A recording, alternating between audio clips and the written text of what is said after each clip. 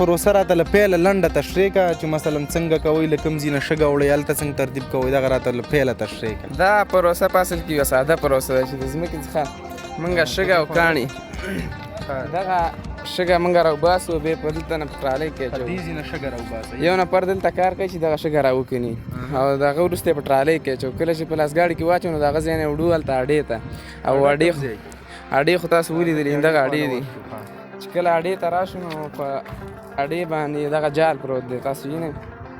دا جال دا باید جال سوري باید غټي کې واړئ. جال سوري باید په دغه اندازه کې واړه سوري هو لکه دا چې دي. په دې جال باندې چې کله دا شګه موږ واچوو نو په دغه ټپکه باندې دغه ډنډ څخه اوبه راخلو په دې شګه باندې اچوو. لږې اوبه ورته راواچوو.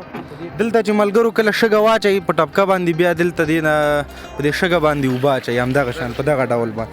ښه دا اوبه پرې څه په خاطر اچول کېږي؟ په دې خاطر پې اچول کېږي چې په دې کې دا کومه شګه ده هغه د دې نه لاندې وځي او په هغه دسترخوانونو باندې ورشي. دغه دسترخوانونه چې کوم خواره شوي دي نو دا زر خو په شګه کېږي که نه؟ په شګه کې تاسې لاندې وباسئ. شګه لاندې وباسو چې د دسترخوانونو باندې یو ځل دا شګه تېره شي. دې دسترخوان طرف ته لږ ورشه.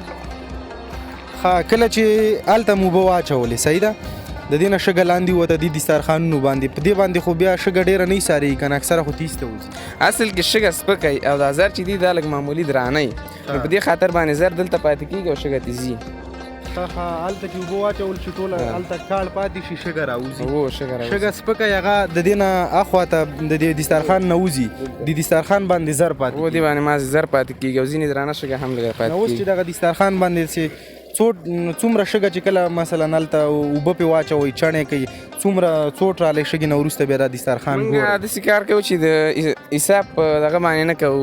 10 بجې یو وارې د دسترخوانونه صفا کوو 10 بجې راټولوو او بیا په دویم ځل باندې 12 بجې او په دریم ځل باندې په 4 بجې باندې دا صفا کوو. نو لکه د ورځې 3 وارې صفا کوو. کار ته څو بجې راځئ سهار؟ کار ته سهار 8:30 بجې راځي تقریبا. نو بیا 3 وانه ځل چې کله دسترخوان وګورئ څومره دغه پکې بیا زر پکې پیدا کوو؟ تقریبا اندازتاً چې ډېر پاتې شي لکه مقصد هر یو کس ته په د ورځې د دیړۍ په حساب باندې 1.5 سل روپۍ یا 200 په دغه اندازه پاتې کېږي. دا روزمره پاتې کېږي. څو نفر یې دلته یو ځای کار کوو؟ موږ دغه یو ټیم کې 15 نفر یو. بیا په دغه پروسه باندې دغه ټول سر خلاص دی ټول پې پوهېږي؟ یو پکې که داسې استاد چې د دسترخوانونه پاکولی شي هغه لږ ماهر چې دسترخوانونه پاک کړي او د هغه نه زر راوباسي کومه شګه چې میده پاتې کېږي. دسترخوان چې کله مثلا اوس دا مثلا د ټولولو وخت شو که نه بیا دې نه تاسې زر څنګه وباسئ ځکه دې کې خو هغه هم نه معلومېږي. د دې نه زر په دې طریقه وباسو چې دا دسترخوانونه راټول کړو هلته یو ډنډ دی کاغذ خور کړی دی نه هغه چې دی داسې ډنډ دی لکه دا دغه شان په هغه کې یوه تبۍ پرته وي د کورنۍ لوښو تبۍ همدغه تبۍ د اوس که دا دسترخوان تاسو لټولی که نه لا پاتې نه دا هم لږ ساعت مخکې خواره کړي. دوی په دسترخوانونو باندې هغه شګه همداسې لاړه شي او سره زر پکې کم پاتې شي بیا دلته راځي دغه دسترخوانونه په دې تبۍ کې دوی خپله پروسه به مخ ته وړي دا به پې لږ غږېږم پې او خپل کار هم کوم. کله چې دسترخوانونو کې شګه ونښلي هغه نه موږ شګه په دې طریقه باندې لرې کوو چې په دسترخوانونه تبۍ ته شګه وغورځېږي داسې په دې طریقه باندې دسترخوانونه شګه تبۍ ته وغورځېږي.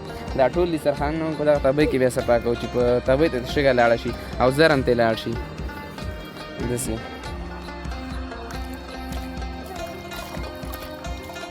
په دې طریقه باندې نو بیا چې کله په تبۍ کې بیا دسترخوانونه صفا شي بیا تبۍ څه طریقه کوئ؟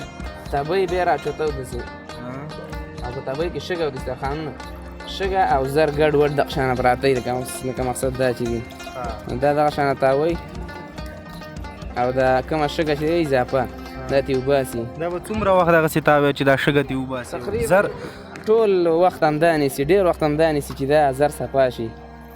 بیا د دې شګې په ځای چې زر ونه لوېږي که نه هغه خو به احتیاط غواړي. ډېر همدغه د احتیاط د وجې دا وخت نیسي تقریبا 20 دقیقې یا 30 دقیقې وخت په دې وجه نیسي چې زر ونه غورځېږي اوبو ته.